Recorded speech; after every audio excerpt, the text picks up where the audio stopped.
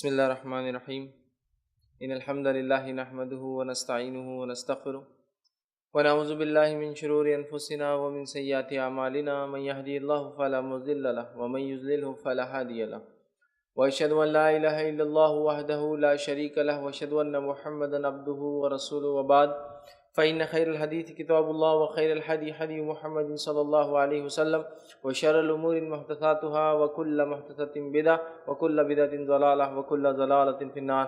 وقال عز وجل في القرآن المجيد أعوذ بالله من الشيطان الرجيم بسم الله الرحمن الرحيم يا أيها الذين آمنوا اتقوا الله حق تقاته ولا تموتن إلا وأنتم مسلمون. وقال يا أيها الناس اتقوا ربكم الذي خلقكم من نفس واحدة وخلق منها زوجها وبث منهما رجالا كثيرا ونساء واتقوا الله الذي تسالون به والارحام ان الله كان عليكم رقيبا.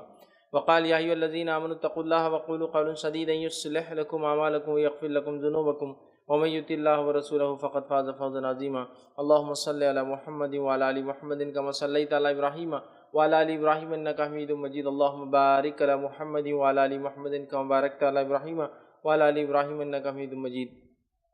رب اشرح لي صدري ويسر لي امری واحلل عقدۃ من لسانی یفقہوا قولی. اما بعد وقال عز وجل فی القرآن المجید اعوذ باللہ من الشیطان الرجیم بسم اللہ الرحمن الرحیم وانکحوا الایام منکم.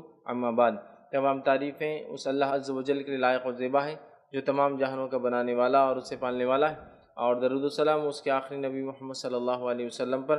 الحمدللہ ہم تمام یہیں اس ہفتے واری درس قرآن کے لیے جمع ہوئے ہیں. انشاءاللہ العزیز میں اس مختصر سے وقت میں آپ تمام کے سامنے ایک انتہائی اہم موضوع پر روشنی ڈالنے کی کوشش کروں گا، اور آج کا جو میرا موضوع ہوگا وہ موضوع ہے کہ داماد یا شوہر کے انتخاب کے شرائط اور آداب.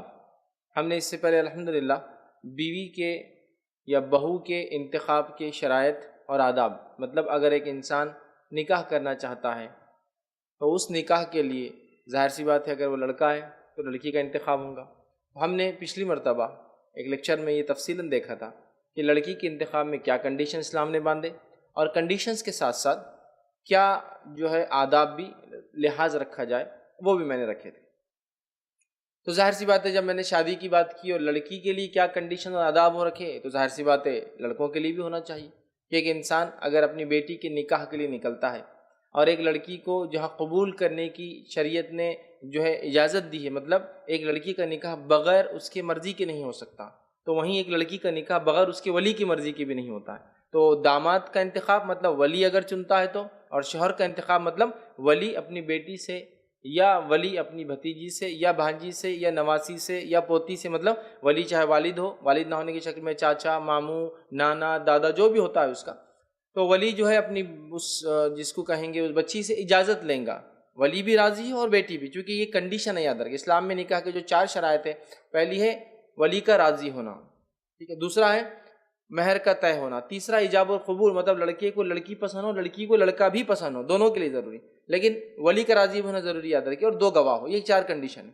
تو یہاں جو ہے لڑکی کو لڑکا پسند آنا بھی ضروری ہے، لیکن یہاں لڑکی کے معاملے میں ولی بھی راضی ہونا ضروری ہے. اس لیے میں کہہ رہا ہوں داماد اور پھر کہہ رہا ہوں شوہر کے انتخاب میں، چونکہ لڑکی اپنے چوائس سے کسی کو شوہر نہیں بنا سکتی جب تک کہ اس کا ولی اس معاملے میں راضی نہ ہو. تو بہرحال داماد یا شوہر کے انتخاب میں کیا کنڈیشنز ہوں گے، مطلب شریعت نے ایک لڑکے کے چوائس میں کیا کنڈیشنز رکھی ہے. جیسا لڑکی کے معاملے میں ہم نے تمام شرائط دیکھے تھے اور آداب دیکھے تھے کہ لڑکی کو اگر سلیکشن کرنا ہے، ایک جو ہے شادی کے لیے انسان جاتا ہے اور اس کو جو ہے ایک بیوی کا انتخاب کرنا ہے تو کیا کیا چیزیں ذہن میں رکھیں گا. اسی طرح اب ایک آدمی کو اپنی بیٹی کا نکاح کرنا ہے، مطلب وہ جو ہے داماد کی تلاش میں ہے. ایک لڑکی کو ایک والد آپشن دیتا ہے کہ آپ نکاح کے لیے میں یہ لڑکے کو پسند کرتا ہوں، کہ آپ بھی پسند کرتی ہو، تو اس نے کیا کرائٹیریا اس کے ذہن میں ہو. اس لیے کہ عموماً یہ دیکھا جاتا ہے کہ جہاں لڑکوں کا معاملہ آتا ہے تو ہمارے پاس لڑکیوں کے لیے تو کئی کرائٹیریا ہیں جو ہم دیکھ چکے، خوبصورتی، مالداری، حسب نسب اور پتہ نہیں کیا کیا، جہیز کتنا لائیں گی اور ساری چیزیں. خوبصورتی کے اپنے گھٹیا سے گھٹیا معیار جو ہم نے بنا لیے وہ سب تو ہو گئے بہرحال، لیکن لڑکوں کے اندر عموماً جو ہے خوبصورتی نہیں دیکھی جاتی، عموماً عام طور سے، اور حسب و نسب بھی دیکھا نہیں جاتا، بولتے ابھی کیا ہے لڑکا وہ دیکھو. لیکن ایک چیز ہے جو ہمارے پاس ایک کرائٹیریا بنی ہوئی ہے لڑکوں کے انتخاب میں، کنڈیشن بنی ہوئی چوائس آف، جس کو کہیں گے داماد کے لیے، سن ان لا کے لیے، وہ کیا ہے کنڈیشن؟ مالداری. مطلب لڑکوں کے انتخاب میں جو سب سے بیسک اور سب سے فرسٹ کرائٹیریا ہے وہ کیا ہے؟ مالداری کتنا کماتا ہے یا کس کمانے والے خاندان سے ہے. یا تو کماتا نہیں بھی ہے تو خاندان ایسا ہو کہ اب بزنس سنبھال لیں گا کہ پورا جو ہے اسٹیٹ سنبھال لیں گا تو بہرحال خود بخود مالدار ہو جائیں گا. یا پھر کتنا ارننگ کرتا ہو، کہاں رہتا ہے، کیا کرتا ہے. اور یہ بڑی افسوس کی بات ہے کہ یہ کمانے کا لڑکوں کا اتنا سیریس میٹر ہو چکا ہے کہ ہماری بہنیں بہت ساری اپنے نکاح کو تاخیر کرتی ہیں. مطلب بہت ساری لڑکیاں شادی نہیں کرتی اس لیے کہ وہ اس جس کو کہیں گے شہزادے کے انتظار میں زندگی گزارتی ہے، جو شہزادہ اس کے خوابوں کا ہے، جو مال و دولت میں بہت اعلیٰ ہوں گا، جو چلتا ہوں گا تو لوگ اس کو سلام کرتے ہوں گے، جس کی گاڑیوں کو، جس کے گھر کو دیکھ کر لوگ واہ واہی کریں گے، جس کے ساتھ جب ہماری یہ بہن شادی کر کے جائیں گی تو اس کی سہیلیوں میں اس کی تعریف اور چرچا ہوں گا، ہے نا، اس کا نام اور نمود ہوں گا. تو یہ ایک بڑا خطرناک مسئلہ ہوتا چلا جا رہا ہے. ایک تو یہ کہ لڑکوں میں صرف مالداری دیکھی جاتی، باقی کچھ نہیں دیکھا جا رہا ہے. دوسرا یہ کہ اس مالداری کو چونکہ کرائٹیریا بنا لیا گیا، بہت ساری بار نکاح کے پیغام آ جاتے ہیں اچھے لڑکوں کے، پھر بھی ایکسیپٹ نہیں کرتے ہیں. کون؟ لڑکی والے یا لڑکی خود. کیوں؟ کہ وہ اس پرنس کے انتظار میں ہوتی ہے، اس شہزادے کے انتظار میں ہوتی ہے، اور وہ شہزادے کا انتظار کرتے کرتے زندگی کا لمبا عرصہ گزر جاتا ہے. اور شادی لیٹ ہونے کی وجوہات میں سے یہ بھی ایک وجہ یاد رکھیں.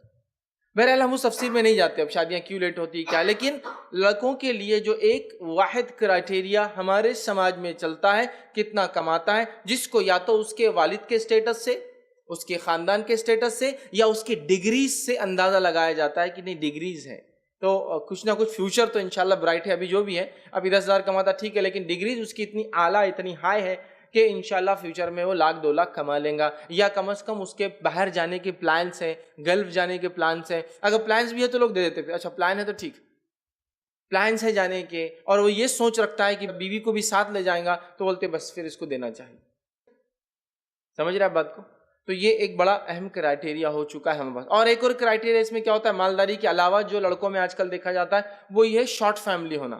بہنیں کم سے کم ہوں، اگر والدہ کا انتقال ہو گیا تو سونے پہ سہاگا، چونکہ ساس نہیں رہیں گی بیٹی کو جاتے ہی، تو یہ سب کرائٹیریا بھی دیکھ. چھوٹا خاندان ہو، چھوٹا تو پھر کم خرچ کریں گا، جو کچھ خرچ کریں گا مجھ پہ ہی خرچ کریں گا، ہماری بیٹی بھی خرچ کریں گا. یہ سب فالتو کرائٹیریاز اور کنڈیشنز اور آداب جو ہم نے ایٹیکیٹس اور سوسائٹی نے بنا لیے، سب کو ہم کو توڑنا ہے، اور توڑ کر ہمیں اس طریقے پہ جانا ہے جو طریقہ محمد صلی اللہ علیہ وسلم کے ذریعے اللہ نے ہم تک بھیجا ہے، اور وہ واحد طریقہ ہے دنیا میں زندگی گزارنے کا. اور اسی طریقے پہ اگر ہمارے نکاح ہوں گے اور دنیا کے سارے معاملات ہوں گے تو انشاءاللہ عزیز ہم اس دنیا میں بھی کامیاب ہوں گے اور آخرت میں بھی فوز اور فلاح، کامیابی حاصل کریں گے، سکسیس گین کریں گے. یاد رکھ لیجیے.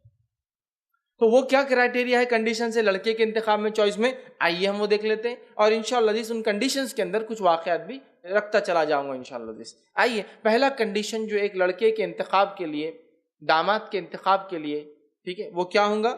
اور شوہر کا انتخاب کوئی لڑکی کرتی ہے ولی راضی ہونے کے بعد تو وہ کرائٹیریا کیا ہوں گا. فرسٹ کرائٹیریا کنڈیشن یاد رکھیے جو سورۃ البقرہ سورہ نمبر 2 آیت نمبر 221 میں اللہ نے بیان کر فرمایا وَلَا تُنْكِحُ الْمُشْرِكِينَ حَتَّى تُؤْمِنُوا، کہ مشرک مردوں سے نکاح مت کرو جب تک کہ وہ با ایمان نہ ہو جائے.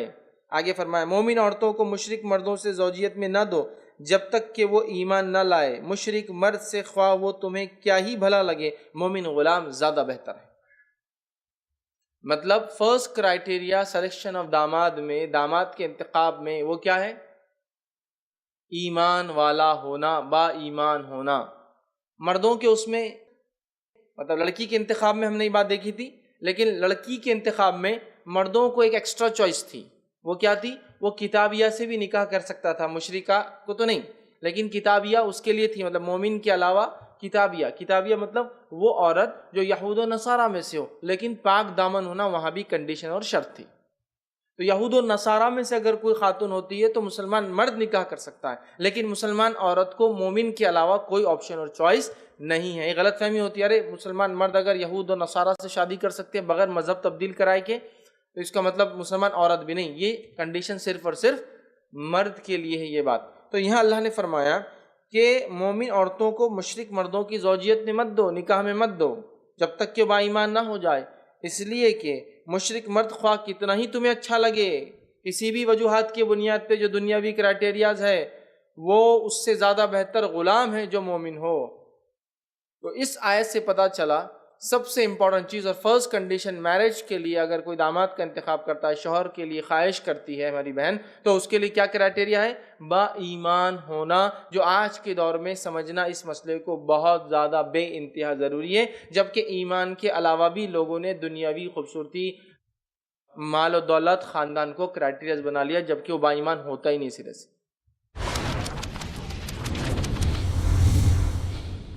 ہدایتوں کا سمندر ہے اور اہل زندگی کا رہبر، قرآن میں آیا ہے دنیا اور آخرت کا منظر، راہ حق ہے راہ نجات قرآن مجید کی ہر تعلیمات، تھام لو دامن اس کا کر لو آسان روز محشر کا سفر۔ تعارف قرآن شیخ ارشد بشیر مدنی سے جانیے موجودہ اور جدید اعتراضات کے مضبوط جوابات، ہر پیر دوپہر 3 بجے اور رات 9 بجے، صرف i+TV پر، بہتر زندگی کے لیے۔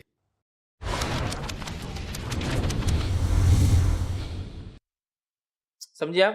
تو first criteria, first condition marriage کے لیے اگر داماد کا سلیکشن ہم کر رہے ہیں تو وہ ہے با ایمان ہونا، چاہے پھر کتنا ہی غریب ہو، سٹیٹس کے اعتبار سے غلام کیوں نہ ہو، وہ زیادہ بہتر ہے ایک غیر ایمان والے سے، ایک مومن جو ایک مشرک سے، جو شرک کرتا اللہ کے ساتھ۔ میں سمجھتا ہوں کنڈیشن بہت واضح ہے، تو ایک مومنہ کے لیے بالکل جائز نہیں ہے کہ وہ کسی اور سے نکاح کرے سوائے ایک مومن کے۔ یہ فرسٹ کرائٹیریا اور فرسٹ کنڈیشن ہے، لیکن اس میں بھی بہت سارے لوگ اس حدود کو لانگ کر شادیاں کرتے ہیں اور بعد میں ساری زندگی سوالات کرتے اور پچھتاتے ہیں کیا ہماری شادی درست ہے؟ اب کیا کہیں گے؟ قرآن نے کہہ دیا نکاح نہیں ہوتا ایسے۔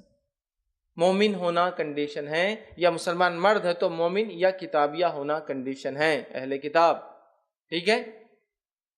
تو یہ تھا فرسٹ کرائٹیریا، فرسٹ کنڈیشن نکاح کے لیے۔ آئیے سیکنڈ کنڈیشن کی طرف بڑھتے ہیں۔ سیکنڈ کنڈیشن، یس آداب بہرحال وہی مکس چلتے جائیں گے ہم لوگ آگے، ٹھیک ہے؟ سیکنڈ کنڈیشن اس کے لیے جو ہوں گی نکاح کے لیے، اور تھرڈ دونوں کو ایک ساتھ لا دیتا ہوں چونکہ وہ ایک ساتھ روایتوں کے اندر آتے ہیں۔ تو سیکنڈ اور تھرڈ کنڈیشن جو ہے وہ یہ ہے، دیندار اور با اخلاق ہو۔ دیندار مطلب ایمان والا تو ہے، ہو گیا فرسٹ کرائٹیریا، لیکن ایمان والے تو بہت ہیں لیکن پریکٹسنگ کتنے ہیں، ہے نا؟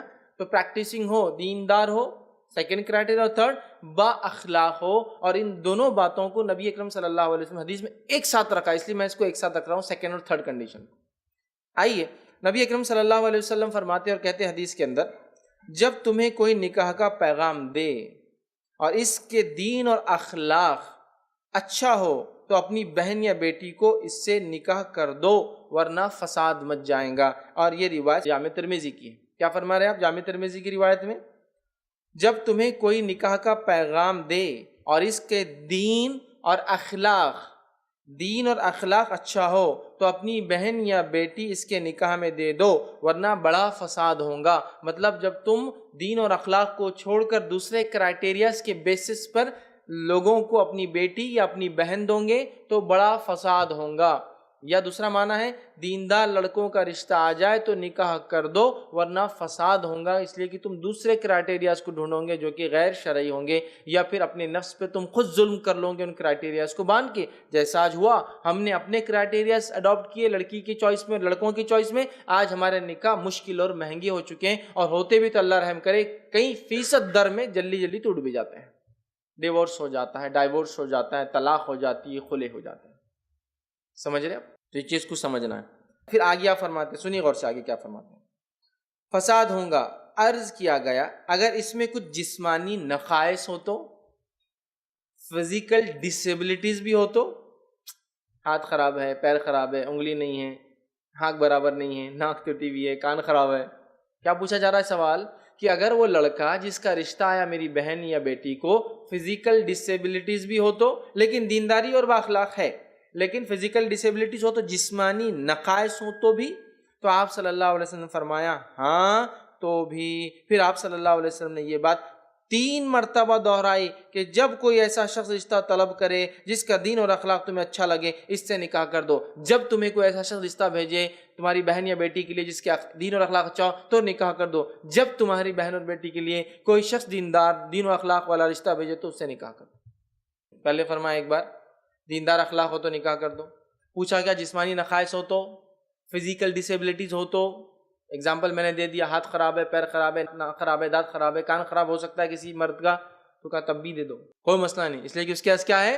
دینداری. جیسا میں ہمیشہ کہتا ہوں نا، جنت میں جا کے تو ہم پرفیکٹ ہیومن بینگس ہو جائیں گے، دنیا میں کوئی نہیں ہو سکتا پرفیکٹ ہیومن بینگس. ہم ویسے اگیں گے جیسے سبزیاں اگتی، جھاڑوں کی طرح پھر سے لگیں گے اور پرفیکٹ ہو جائیں گے، اتنے پرفیکٹ خوبصورتی میں کہ دنیا کی عورتیں حوروں سے زیادہ خوبصورت ان کی سردار ہو جائیں گی، اور دنیا کے مرد یہ اتنی خوبصورت ہوں گے کہ عورتیں ان کی جا بجا تعریفیں کریں گی اپنی مردوں کی، اپنے شوہروں کی، کہ آپ تو اور خوبصورت لگے.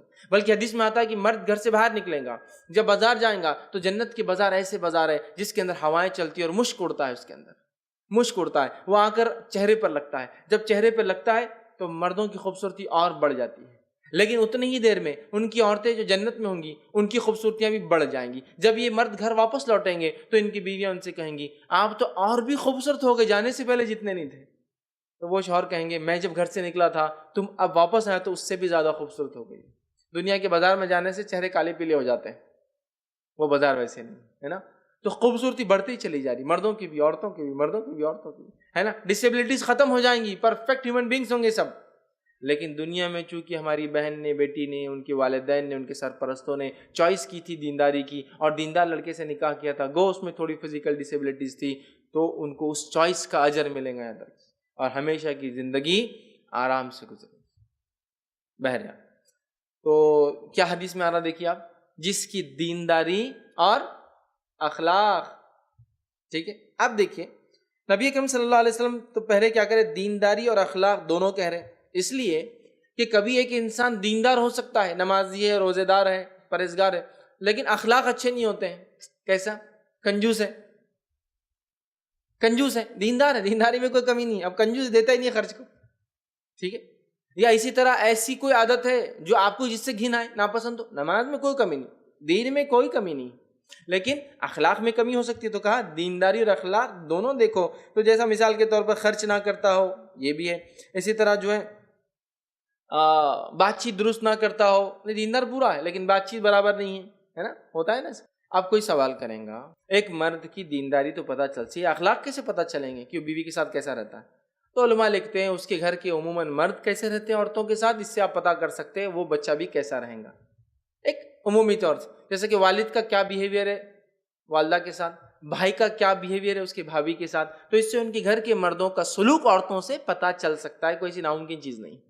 تو دینداری کے ساتھ ساتھ اخلاق بھی یاد رکھیے ضروری ہے. اور نبی اکرم صلی اللہ علیہ وسلم نے اپنی بیٹیوں کو جو نکاح میں دیا، صرف اور صرف ان لوگوں کی دینداری کو اپنے ذہن میں رکھا. حالانکہ اس میں سے کچھ تو بالکل مالی اعتبار سے بالکل اس کو کہیں گے غریب تھے، فقیر تھے، مسکین تھے. نبی اکرم صلی اللہ علیہ وسلم کی 4 بیٹیوں کے نکاح ہوئے 3 لوگوں سے. حضرت عثمان رضی اللہ عنہ کو اللہ کے رسول صلی اللہ علیہ وسلم نے ایک بیٹی کے انتقال کے بعد دوسری دی، تو 3 داماد ہوئے آپ کی، ہے نا. تو نبی اکرم صلی اللہ علیہ وسلم نے ابو العاص جو ایمان نہیں لائے تھے پہلے، لیکن یہ بھی با اخلاق انسان، با کردار انسان تھے. ٹھیک. دوسرے عثمان ابن عفان رضی اللہ عنہ، جن کو رسول اللہ صلی اللہ علیہ وسلم اپنی ایک بیٹی کے انتقال کے بعد دوسری دی، اور دوسری کے انتقال پہ کہا کہ عثمان اگر تیسری بیٹی بھی میری کوئی ہوتی تو میں اسے بھی تمہارے نکاح میں دے دیتا. اس لیے کہ عثمان کے اخلاق بہت ہی اعلیٰ تھے، اتنے اعلیٰ تھے کہ ایک مرتبہ، اور اتنے اخلاق اتنے باحیا تھے آپ کہ ایک مرتبہ صحابہ فرماتے ہیں نبی اکرم صلی اللہ علیہ وسلم جو ہے پنڈلی تک آپ کا کپڑا اٹھا ہوا تھا، جو کہ بالکل جائز ہے، کوئی مسئلہ نہیں. پنڈلی تک آپ کا کپڑا اٹھا ہوا تھا، اور عثمان ابن عفان آئے تو آپ صلی اللہ علیہ وسلم نے کہا رکو عثمان کو تھوڑی دیر روکو، اور اپنے کپڑے کو نیچے کر لیا. صحابہ نے کہا یہ کیا، ہم تو بیٹھے تھے اور آپ کپڑا اوپر کیے ہوئے تھے. تو کہا میں کیوں نہ اس سے حیا کروں جس سے فرشتے بھی حیا کرتے ہیں. عثمان ابن اتنے حیادار تھے، بہت حیادار تھے، بہت زیادہ حیادار تھے. ٹھیک ہے. تو کہا میں اس سے کیوں نہ حیا کروں جس سے فرشتے حیا کرتے ہیں، اور اپنا کپڑا نیچے کر لیا. حالانکہ کوئی مسئلہ نہیں تھا، لیکن عثمان ابن عفان بہت ہی باحیا تھے، بہت شرما جاتے تھے. ٹھیک ہے. تو آپ نے اپنا کپڑا نیچے کر لیا. سمجھ رہے ہیں بات. تیسرے داماد آپ کے تھے علی بن ابی طالب. ہم سب جانتے ہیں آپ کتنے غریب تھے. ابتدائی دور میں جب نکاح ہوا تو آپ کے پاس گھر میں کچھ نہیں تھا، کچھ نہیں تھا، یہاں تک کہ سونے کے لیے، بچھانے کے لیے، اوڑھنے کے لیے بھی کچھ نہیں تھا، پینے کے لیے، پانی کے لیے بھی کچھ نہیں تھا. تو نبی اکرم صلی اللہ علیہ وسلم نے آپ اپنے داماد ہونے والے، چونکہ آپ کی کفالت میں حضرت علی تھے، تو ظاہر سی بات ہے کفیل بھی تھے آپ اور سسر بھی تھے ہونے والے، تو آپ نے حضرت علی رضی اللہ عنہ کے پیسوں سے ہی ان کو کچھ سامان دلایا، ہے نا. روایت میں آتا ایک پانی کی تھیلی، چند گلاس، ایک چکی، ایک تکیہ جس میں گھاس بھری ہوئی تھی اور ایک اوڑھنے کے لیے چادر، کیونکہ حضرت علی کے پاس وہ بھی نہیں تھا. اب کہا شادی کرو گے تو یہ تو ہونا نہ کچھ سونے کرنے. تو پھر انہوں نے وہ خریدا اپنے ہی پیسوں سے، لیکن اللہ کے رسول صلی اللہ علیہ وسلم نے جا کر دلایا. سمجھے آپ؟ تو آپ نے اخلاق دیکھے، یاد رکھیں، یہاں کہیں بھی آپ نے خاندان، مال، دولت، مقام، مرتبہ یہ نہیں دیکھا. دیندار ہے، بااخلاق ہے، اپنی بیٹیوں کو آپ نے دے دیا، یاد رکھیں، دے دیا، یاد رکھیں. اسی طرح فاطمہ بنت قیس رضی اللہ عنہا کا واقعہ صحیح مسلم کی روایت ہے.